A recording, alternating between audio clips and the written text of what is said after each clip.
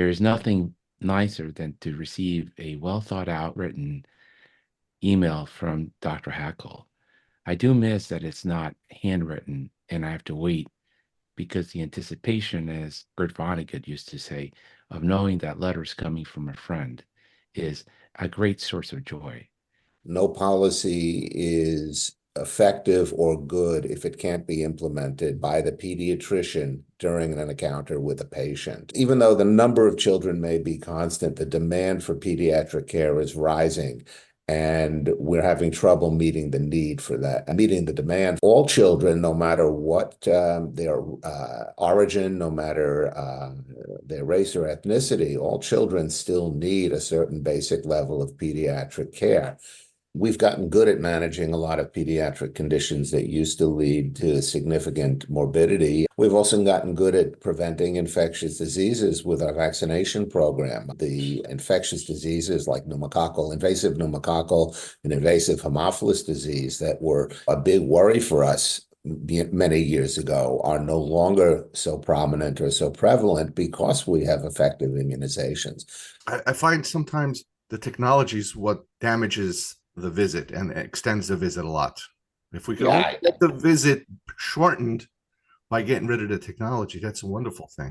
The good part about technology is that there are solutions either today or coming down the pike that can help do that. The unfortunate part is we implemented the technology before we thought about the unintended consequences. They knew the unintended consequences because no one has to pay you to go get a smartphone. It's in people easily adopted, people want it. And they had to pay physicians, I can't remember if it was like $20 billion overall to put these computer systems in their office. Burnout is a huge problem. Women are struggling with balancing their workload and their family life. There's really, in some areas of the country, not only Medicaid, but CVS, no payment for the care that we're giving the children. Apparently, pediatricians are suffering from a lot of mental illness. As you both are mentioning, there's a lot of meaningless tasks that we have to complete. Hoop jumping that has never been showed to improve care, physician satisfaction, patient satisfaction. The important face-to-face care that we do, and yet people don't seem to realize that impact on the actual care that's given during a patient encounter. We know that EHRs were not developed to provide patient care. They were developed to make billing easier and more comprehensive, to capture charges. Reporting BMIs has no use. All right. So what you have to do... But George, doing suicide assessment in kids over 11 years, when it's the number one cause of death in the U.S. for children, has an impact. We focused on EHRs as a billing tool, not as a patient management tool or a record-keeping tool. But now we're getting there, and patience grasshopper, as is famously said. We will get there, but not as fast as any of us would like to see. Medicine is super, super complicated. And then they put all these words out to them. And of course, these guys are going to write code to fix your super complicated problem. What is your responsibility when you are asked to do something for your health and you decide not to do it? What is the consequence to you?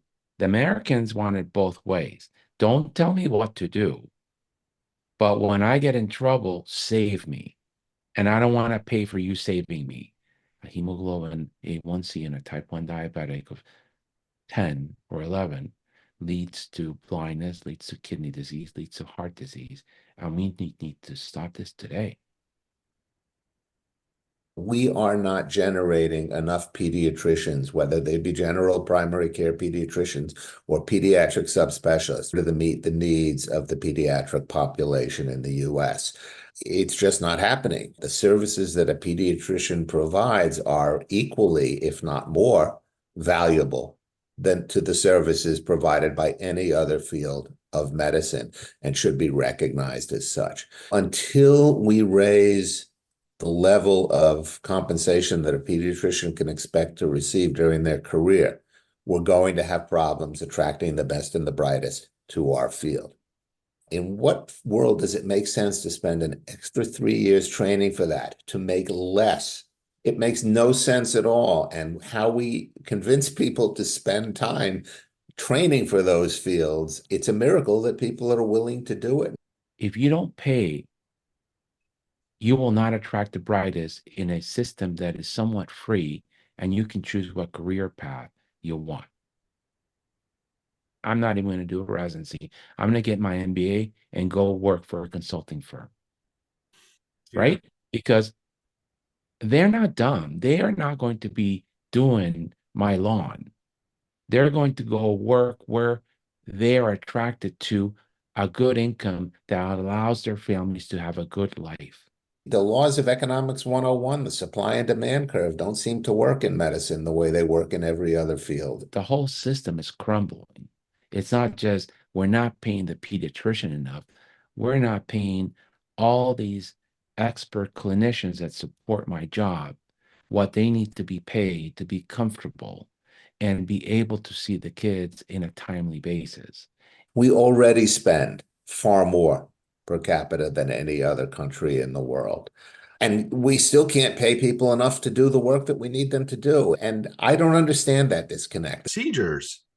How can it be that if I put a nursemaid's elbow back in the socket, which takes all of 3 seconds to do, and I get a positive result quickly, it's paid more than my thinking to figure out what that kid has? Why is that right? We have MRIs, we can put stents, we can replace valves through the groin, we can do Da Vinci surgery, we can do outpatient surgery, which when I started, everything was admitted the night before. Chronic disease management in the US is poorly managed, and the hospitals make money off of it. And they don't want it managed well because they take 40% of every dollar in the healthcare industry. We're spending all this money. Are we getting anything for it?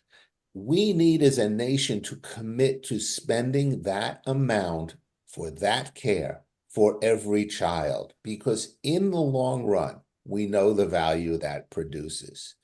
And we have not made that commitment. Let preventive care be a given for every child across the board. And then let insurance do what it's supposed to do, which is spread the risk for the occasional or less frequent illness across a population. If we want change, we must have great ideas like the one you just articulated. We must come on podcasts. We must talk to people. Let's get out of that triangle of misery. We're not victims.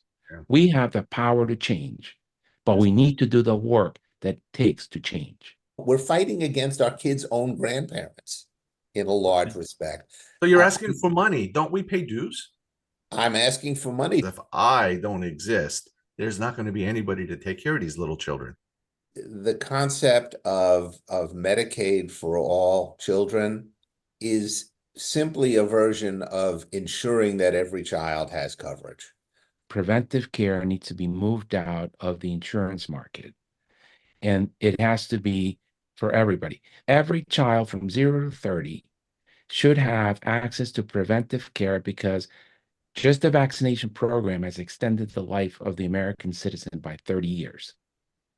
What we need to do is get the buy-in that kids are important, kids matter, and that we need to do this for kids, because again, they're the ones who are the future voters. They're the ones who are the future productive members of society. We do have the ear of the mothers that are very important to politicians. So that should be one of our main advocacy or lobbying campaigns, is to bring the mothers into this fight with us.